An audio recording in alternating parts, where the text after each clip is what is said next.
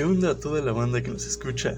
Bienvenidos a un nuevo episodio de este espacio que ya se está volviendo una bonita costumbre. Un lugar donde nos sentamos a platicar, a debatir y, ¿por qué no?, a desmenuzar todos esos temas del arte, la sociedad y la educación que a veces en el salón de clases se quedan flotando en el aire. Yo soy Ángel y hoy me acompaña mi buen compa Miguel. ¿Cómo estás, Miguel? ¿Qué onda, Ángel? Qué gusto estar aquí otra vez contigo y con toda la gente que nos sintoniza desde sus audífonos o desde su computadora.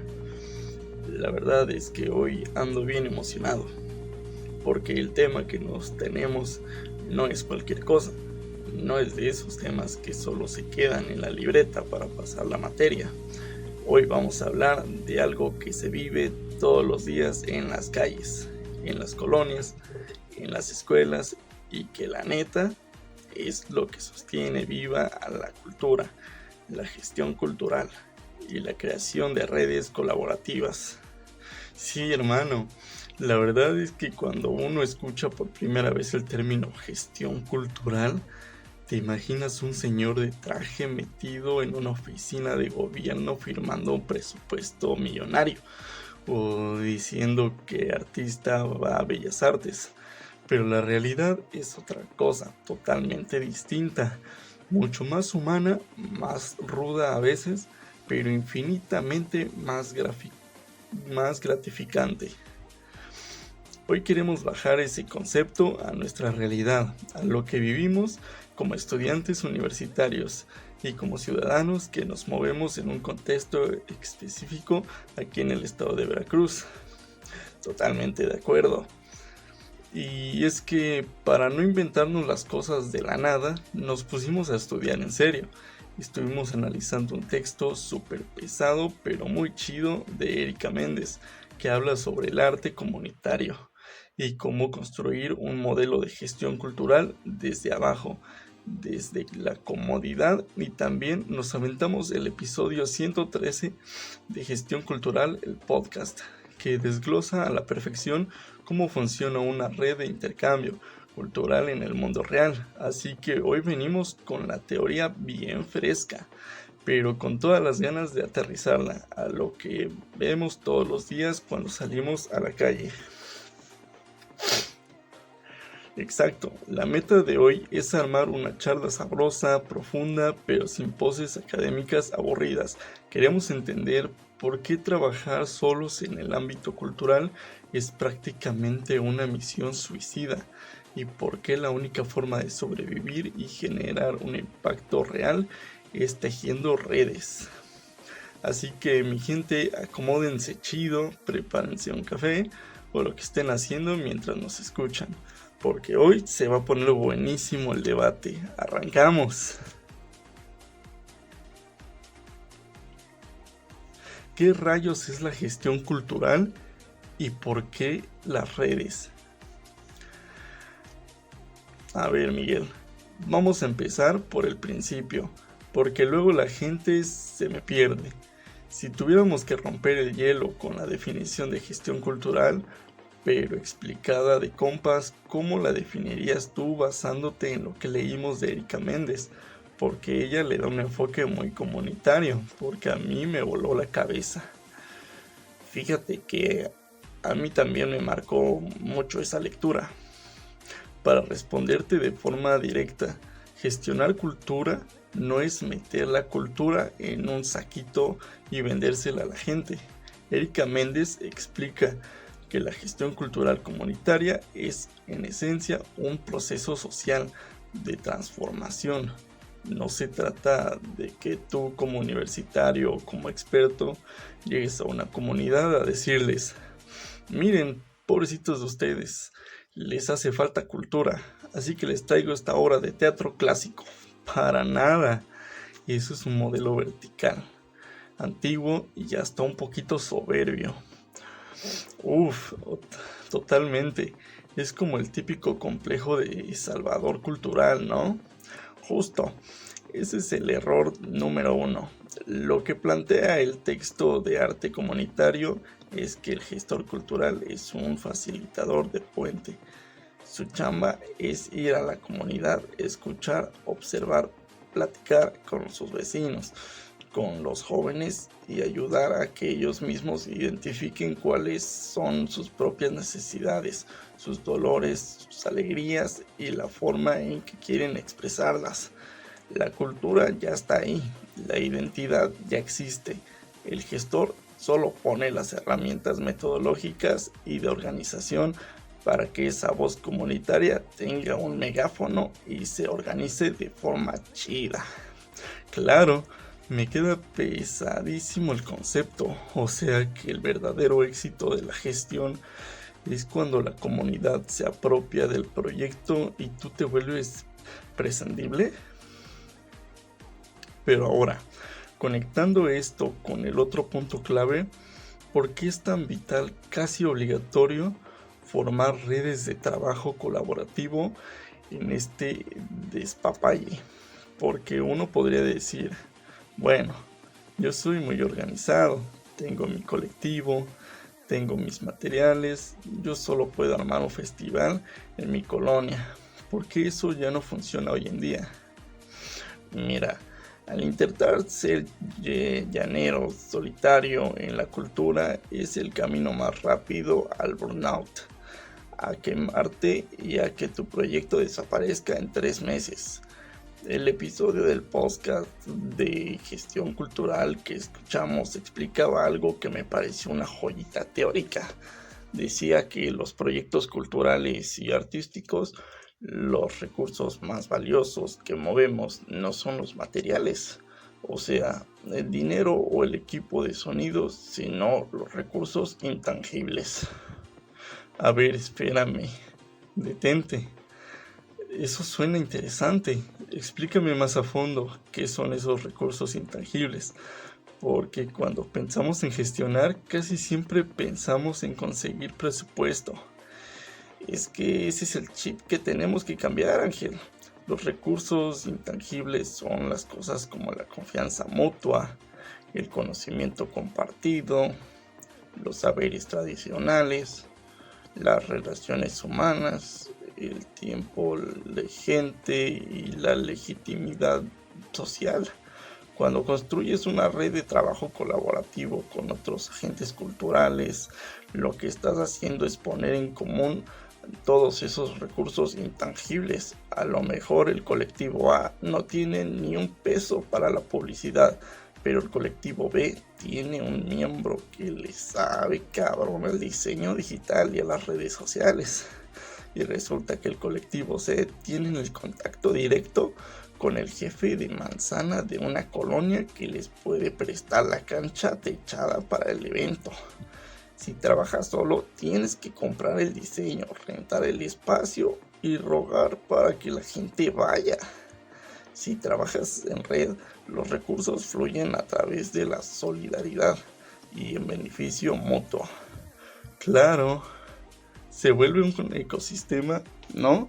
Es como un tejido donde cada hilo aporta una resistencia diferente. Además, recuperando lo que dice Erika Méndez, el arte comunitario busca generar cohesión social. Y tú no puedes generar cohesión social de manera aislada.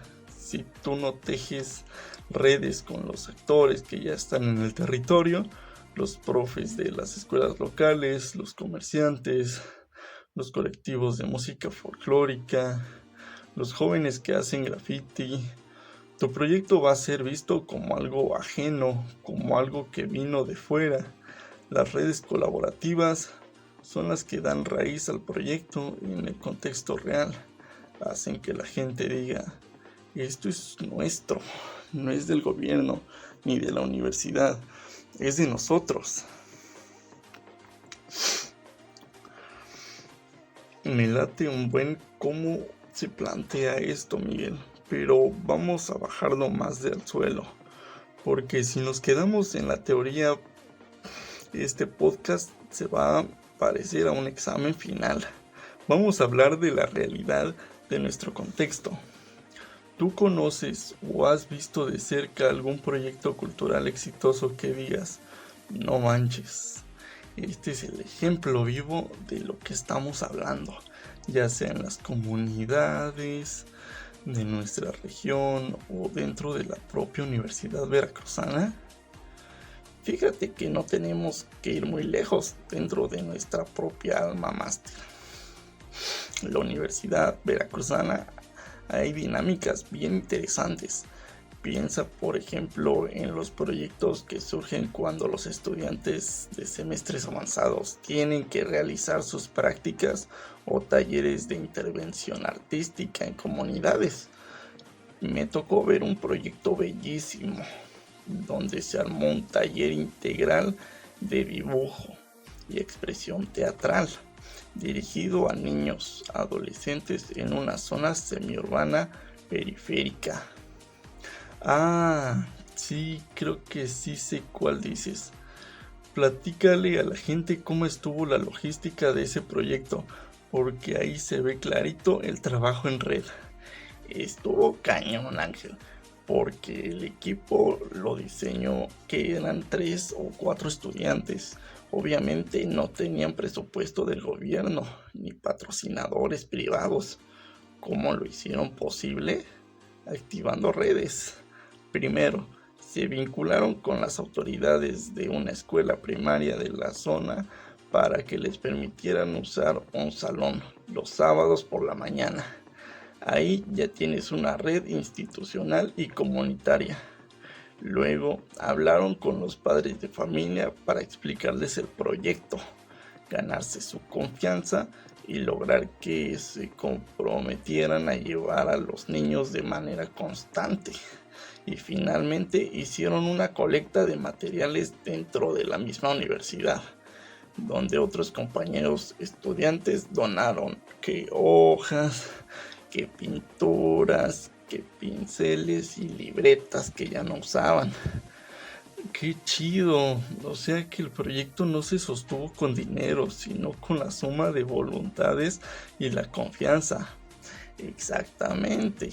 El resultado no fue solo que los niños aprendieran técnicas básicas de dibujo o que perdieran la pena al actuar, sino que el último día se armó una pequeña muestra comunitaria donde los papás llevaron comida para compartir.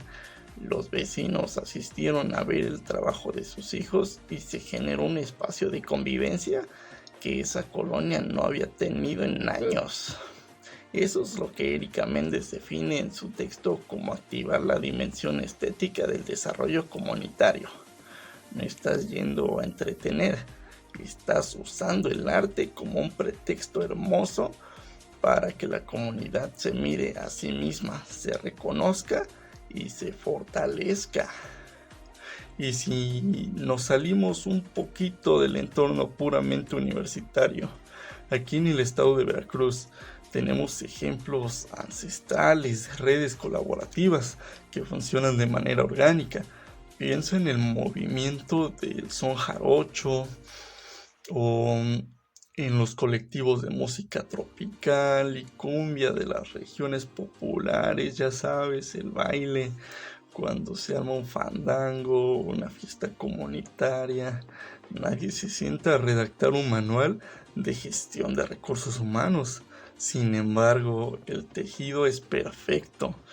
Uno pone la tarima, otro lleva los instrumentos, las familias preparan los toritos o la comida, los músicos viajan de otros municipios pagándose sus propios pasajes solo por el gusto de compartir el espacio y fortalecer el movimiento. Eso es una red cultural viva, autónoma y profundamente comunitaria.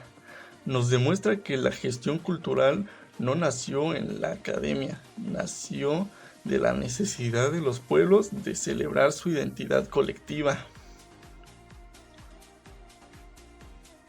A ver, Miguel, aguántame. El corte ahí porque ya nos pusimos muy románticos con el son jarocho y los talleres de los niños.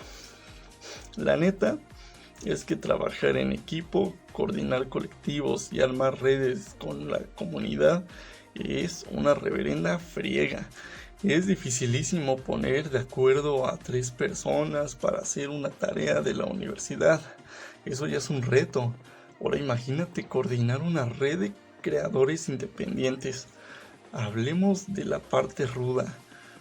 ¿Cuáles son los principales retos que enfrentan los actores culturales al construir y operar en estas redes de trabajo?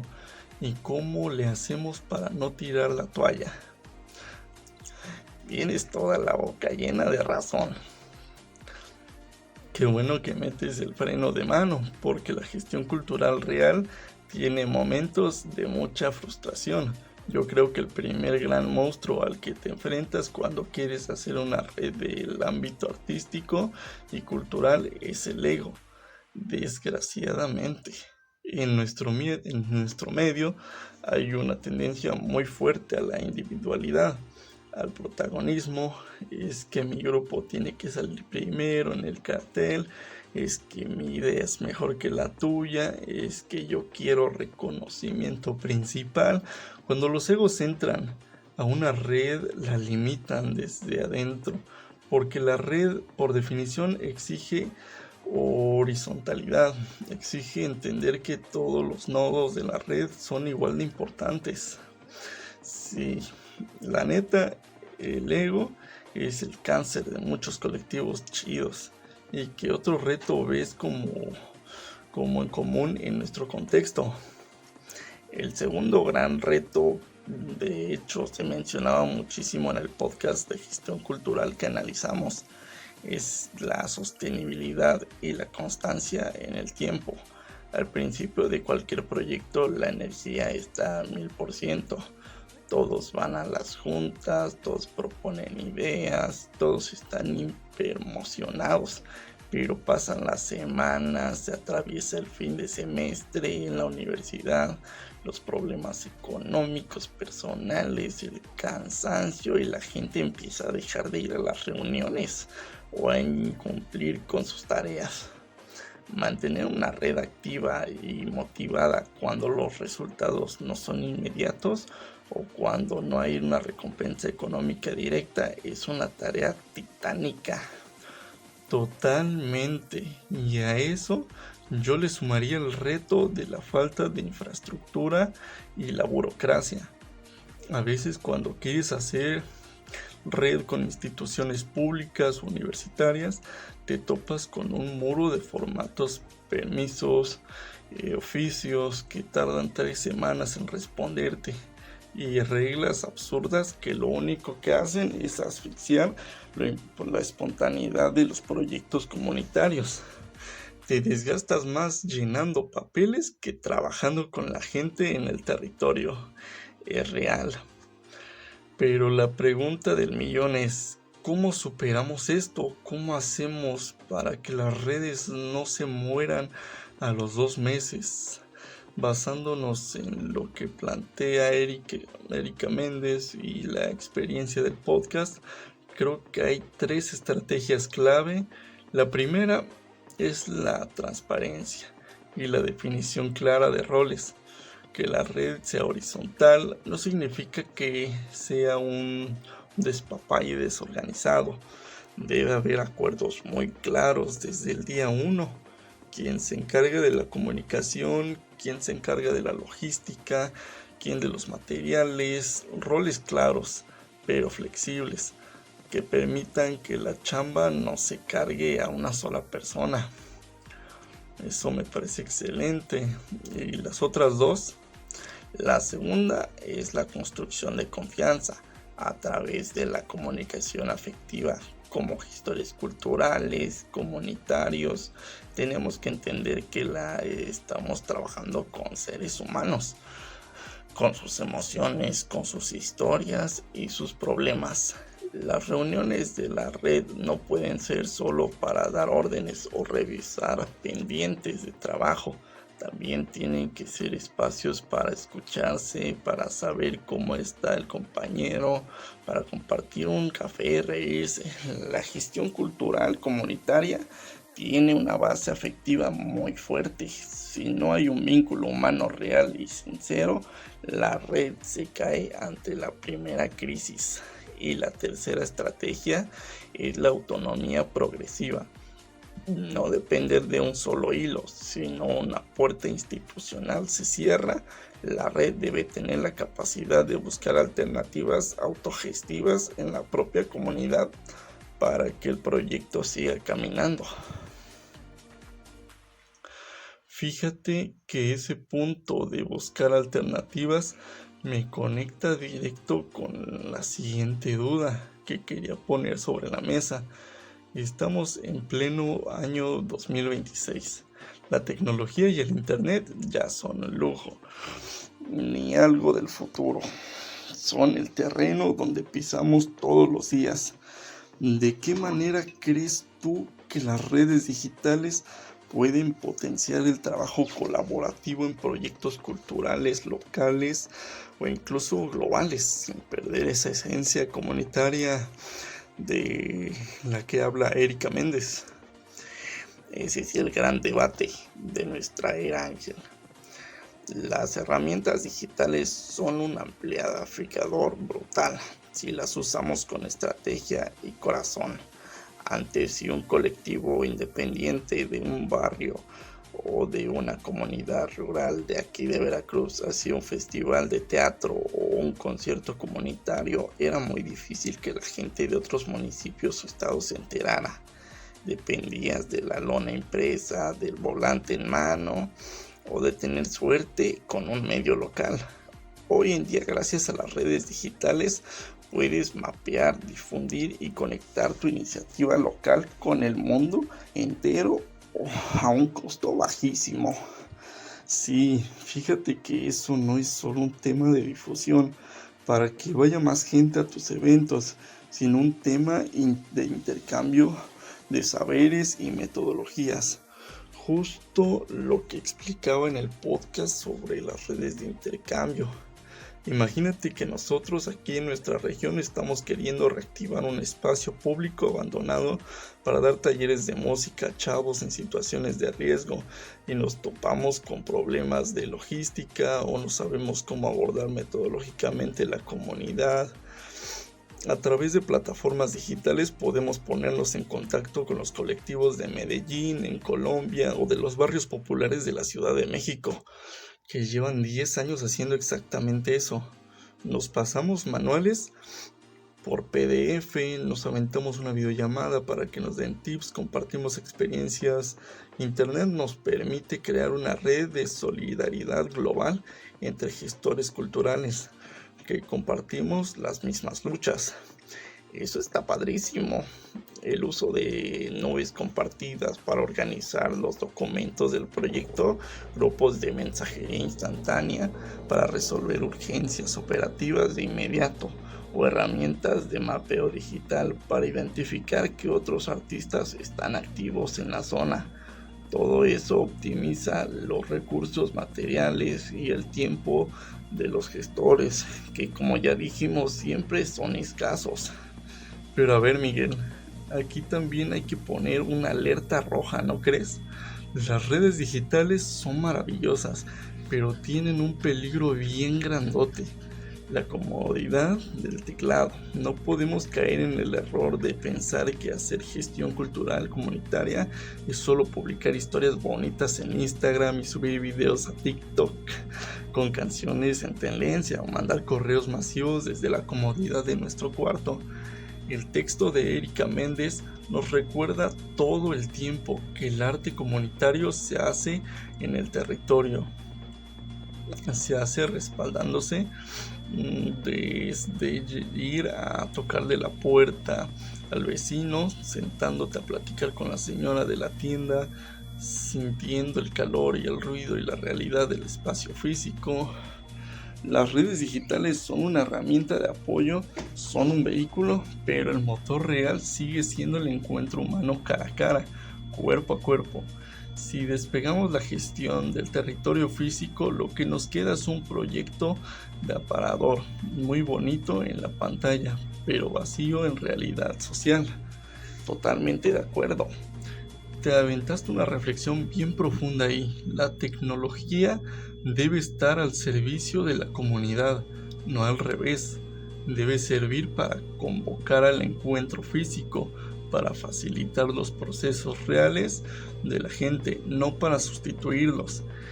Este es el amplificador de una música que tiene que estar sonando en vivo en los barrios. Bueno, Miguel, la verdad es que el tiempo se nos ha ido volando platicando de esto, y es que cuando te apasiona la gestión cultural y ves el impacto que puede tener en la vida de las personas, te puedes quedar horas debatiendo. Pero para ir cerrando este episodio y dejarle algo bien concreto a toda la banda universitaria y creadora que nos está escuchando en este momento, si tuvieras que armar una lista breve, ¿qué aspectos consideras indispensables para empezar a construir redes culturales sólidas hoy en día en nuestra propia comunidad? Si tuviera que resumir todo lo que analizamos hoy basándome en el marco teórico de Erika Méndez, en las valiosas experiencias de podcast de gestión cultural, me quedaría con 3 pilares fundamentales que todo creador o estudiante debe tatuarse en el cerebro. Primero, escuchar antes de proponer. No llegues a un territorio creyendo que tienes todas las propuestas. Conoce tu contexto, platica con la gente, mapea con los actores locales que ya tienen años trabajando ahí y entiende su identidad real. Segundo, construir relaciones horizontales basadas en la confianza y el afecto. Deja el ego en la puerta de entrada. En una red colaborativa, el valor está en la diversidad y la solidaridad. Cuida el factor humano de tu equipo. Las redes se sostienen con empatía. Tercero, apostarle la autogestión a los recursos intangibles. No te detengas porque no tienes presupuesto gigante. Valora la confianza, el tiempo, el conocimiento y las ganas de colaborar de tu red. Esos recursos valen mucho que cualquier fondo económico. ¡Qué gran cierre, Miguel! Yo solo agregaría un cuarto punto: perderle el miedo a tocar puertas y colaborar. A veces el miedo al rechazo o el recelo de pensar que otros colectivos nos van a robar las ideas hace que nos encerremos en nuestra propia burbuja. Hay que salir a proponer alianzas, hay que cruzar disciplinas. Si eres músico, busca las artes visuales. Si eres de teatro, busca el de pedagogía o el de sociología. La riqueza de la cultura explota cuando combinamos nuestras miradas. Al final del día, como bien aprendimos de las lecturas de gestión cultural, no es un trabajo de escritorio, es un acto colectivo de esperanza y de encuentro humano. Así es, Ángel. Y bueno, antes de despedirnos por completo, queremos cumplir con la bonita y necesaria costumbre de dar el crédito a quien se lo merece. Queremos invitar a todo corazón a quienes nos escuchan y revisar los materiales que sirvieron de base para esta plática. En la descripción de este audio les estamos dejando las referencias completas en formato APA del texto de Erika Méndez sobre el arte comunitario y del episodio de gestión cultural del podcast, para que puedan acudir directamente a las fuentes y sigan profundizando de estos temas. Muchísimas gracias a todos los que nos estuvieron prestando sus oídos durante estos minutos de reflexión. Esperamos de verdad que esta charla les siembre la espinita de salir a tejer lazos en sus propios entornos y facultades. Nos escuchamos en el próximo episodio de este espacio. Un abrazo fuerte a todos. Cuídense mucho, dejen los egos afuera y seguir haciendo cultura en red. Nos vemos. Adiós. Adiós. Nos vemos.